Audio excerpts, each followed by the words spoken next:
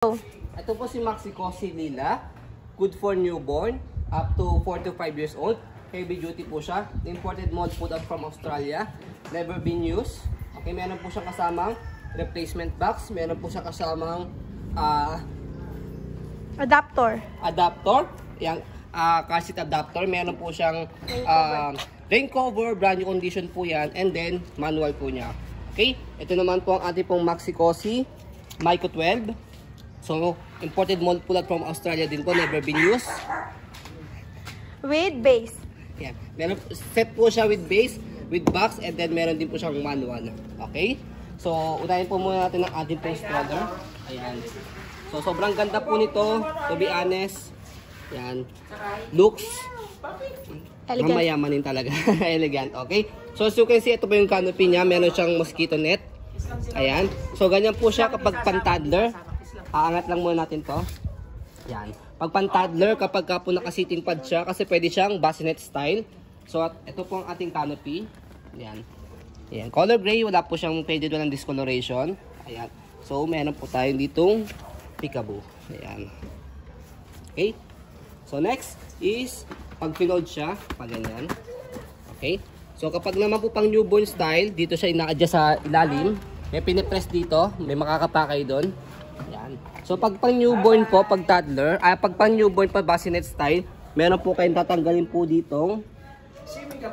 Yan. Ito po muna yung pinaka foot muff niya. So ang use ng foot muff is weather po condition, if in case na mahinaw, malamig, magtatagaytay kayo, magbabagyo, or pwede rin siya kung sakaling malamok. Ayan. Okay, so kaya meron ganito kasi from Australian brand siya. Alam niyo naman po sa Australian brand, di pa po nakapunta doon. Australian brand. Australia wala. Okay, alam niyo malamig doon. So yun na yun. Okay. So ito po ang ating pong sitting pad. Ganyan po siya pang newborn. As you can see, sobrang lambot po nito. Comfortable na comfortable si baby. Kasi yung brand niyan is Shape of You. Yeah, Shape of You. Okay. So pwede niyo po tanggalin po ito pag toddler na si baby. Para at least maluwag na po siya. Yan. Eh, hindi nyo na kailangan extra cushion pa dito dahil doble-doble na yan. So, meron dito, ito, pinaka-unahan niya, ito yung pangalawa. Kaya, very comfortable si baby dito. And then, ito pong harapan po niya is na po-fold siya para pagka nakaupo na si baby. Ayan, ganyan siya. Okay, meron siyang butones dito. Butones yan siya. So, itadler mo sa reverse mo. Sige, natadler muna natin. Ayan. Nauupo siya automatic. Maluwag yan, di lang makita kasi nga may makapal. Makapal kasi siya. Ayan. Okay. So, ang ganda niya. Okay. So, ito yung pinaka-footrest niya sa harapan. Meron din siyang footrest sa likuran kapag ni-reverse po natin po ito. Okay. So, ito po yung ating front handle. Napakaganda. Leather. Presyo lang po dito sa color gray pag ilalagay niyo si baby. Kahit isa lang. Dalawa naman yan. Pero kahit isa lang tanggalin po ninyo. Okay. So, next po natin. Yan. So, again, pakita lang po muna natin yung style ng kanyang pagkakabasinet. Ayan. Okay. Ayan. So, nakalagay, imagine na lang yung foot muff dito na tinatawag. And then, next po natin, pag ni-reverse po siya, dito po sa side, meron po ditong button. Pindutin nyo po yan, left and right. Pag na-click nyo na yan, angat nyo lang siya. And then, reverse. Make it sure na na-shoot nyo siya mabuti. Ayan. Okay? So, kapag na-shoot nyo ng mabuti, ay ganyan po yung design po niya kapag po naka-reverse. Na naka-newborn. Okay? So, yan. Kapag nakapang-toddler naman po siya, ito yung pinipress po dyan sa ilalim. Ayan. So, yan. As you can see, fold natin. Yan. So, imagine nyo na lang po na wala po ito. Yan. So, and then ito yung footrest niya. Diba? So, hindi namin nilak to para madali lang namin mas disassemble. Pero dito, nilagay namin. Hahatakin nyo lang naman yan. Yan, dito. Shoot nyo lang siya. Hinahatak lang naman siya. Additional accessory siya eh. Yan. Okay? So, next is ang kanyang napakagandang handle. Ayan. May sign of use dyan. Meron lang dumi rito. Yan. Dito, pakita mo yung dumi dito. Dumi lang yan. Kasi ang purpose niya kapag in-install siya, yan, nadudumihan talaga dito. Pwede siyang pwede nyo siyang asiton yan. O punasan nyo lang po mabuti. Ayan, tatanggal siya. Yan, okay? O gawa nyo ng paraan kahit punasan nyo siya ng wet wipes. Subukan namin kung tatanggalin namin. Yan. Next, body frame. Na-adjust ay, by the way, itong handle niya na-adjust yan, ang laki oh. Sandangkal yung adjustment ng kanyang handle. Pakita mo. Yan, sandangkal. So, presyo lang po ito kung gusto niyo siyang babaan. Di ba? Laki ng adjustment niya. Okay? So, ayan po yung kanyang body frame. Wala tayong masasabi sa body frame po nito. Meron minimal scratch lang. Yan. Ganito lang. Pero hindi siya obvious. Ganyan lang. So, pwede pa rin po sa maselan. Sa kabila, sa likod, ayun po yung kanyang gulong. Saka yung stopper. Stopper, kulay pula. Baba natin. Yan, naka-cable na po siya. Pwede ito mag-go. Kinaganda pa sa kanya, hindi nyo rito iaangat. Dito siya sa kabila. Diba? Sosyalin.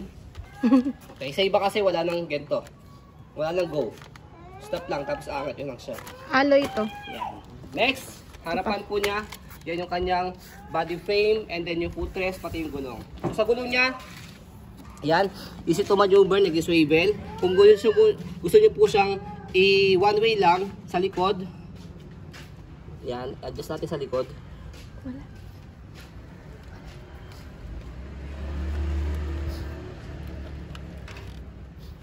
Yan, adjust natin sa likod. Yan. Yan, okay? So, ang purpose niya pag i-heli si baby, hindi na siya nag-swivel o nag-rotate. Okay? So, ito yung bababa po ninyo. Pag iangat po ninyo, ibig sabihin, isi-swivel niyo po ulit. Alright. Next, basket niya. Ang ganda ng basket niya kasi, ayan, pwede siyang hand carry yung basket niya. Tanggalin natin tong higaan ni baby. So, for sample, yan, mag-shopping kayo, buhatin nyo lang siya.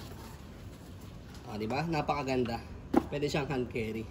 Set aside yung stroller, buhatin nyo to. Yan. Mamalengke kayo, yan, meron na kayong extra basket. Okay? So, next is Car seat. sa car seat naman, sa pag-install ng car seat. So, ito ang ating connector. May nakalagay naman po dyan na left and right. So, ito are right. So, dito yan. Ayan. Right. Itong kabila, left. Dito makikita. So, kapag nakasalpak na siya na maayos, ayan. Ito po ang ating car seat. Ayan. Kompleto po yan. Ito yung kanyang handle. Canopy, full canopy. Ayan. So, micro 12, ibig sabihin hanggang 12 years old siya. Approximately. And then hanggang 12 months po siya. And then hanggang 12 kilogram po siya. 12 to 13 kilogram. Okay? Yung baby namin 2 years old, 10 kilogram, pwede pa siya. And then, regarding sa headdress niya, na-adjust po ito. Ayan. Kaya hanggang pwede siya hanggang 1 taon. Ayan. Depende po sa height ni baby. Na-adjust siya. Okay? Belt lock. Ayan. Okay? Harness pad, kompleto. Ayan. Meron sa body. Pagka malaki na si baby, nasisikipan na siya, pwede nyo nang tanggalin po ito. Okay? So, next. Para tanggalin naman po itong base po niya, dito sa likod. So, can see, makikita nyo po kulay green. Pag hinatak po ninyo, magkukulay red siya. So, pwede nyo siya tanggalin. So, ganoon lang po siya kadali. Ito po yung ating base. 2022 yung kanya manufacturing date. Meron po expiration si car seat. Kapag merong base, hanggang 10 years po siya. Kaya matagal nyo pa po siya magagamit. Okay? So, sa pag-install ng car seat sa body frame ng stroller, kailangan nakaharap po talaga sa inyo si baby. Hindi pwedeng nakaharap po sa tao. Hindi pwedeng forward facing, kailangan rearward facing po siya. So yan, make it sure na mai-shoot nyo siya mabuti. Yan. Yan. May indication naman na nakalock na siya, tutulog po siya. Para mas safe po kayo, angat nyo po yung car seat. Pag sumasama yung body frame ng stroller, nakalock na po siya. Okay? So, ito po ang kanyang itsura or design kapag nakalagay yung car seat. So, as you can see, Car seated. ang taas niya. Yan, ay seated. Okay na. Pag Ito full. pa yung tag niya. So, ayan. Sa pag-fold naman po, ayan. Pagtatanggalin po itong car seat, okay, dito sa kulay puti. Angat nyo lang dyan. Tapos dito sa kabila, presyo lang to. Yan. Less hassle siya. Sa paglagay po nito, kulay red, nakalock. Pagka salpak po ninyo, magkukulay green naman po siya. indication na nakalock na siya. Ayan, nakalock na. Okay? So, ang manual niya nandito. Meron din siyang manual dito. Okay? Para pag ilalagay po sa sasakyan, hindi po kayo mahihirapan. Next, sa pag-fold po sa kanya, ayan. So, sa pag-fold po sa kanya, pwedeng tanggalin nyo muna ito pong basket. Yan, pwede rin namang hindi. Okay? And then next is slide press. Yan. One hand ano lang siya. Slide press. And then pull down. Yan. So, and then ito namang kanyang higaan, patong na lang siya rito. Hindi pwedeng sabay? Pwede naman siya sabay. Okay? So, sa pag-open naman, slide press lang din. Tapos buka. Yan. Okay? So, tanggalin muna natin itong car seat connector. Yan. So, lagayin po natin itong higaan ni baby and then i-fold natin siya. So, sa pag-fold sa kanya, again, slide, press, para lumubog siya, and then pull down. Easy lang pala siya. Adjust lang natin yung handle, pahaba. So, ganon. Yan. So, ganyan po siya kapag naka-fold. Nakahiga talaga siya.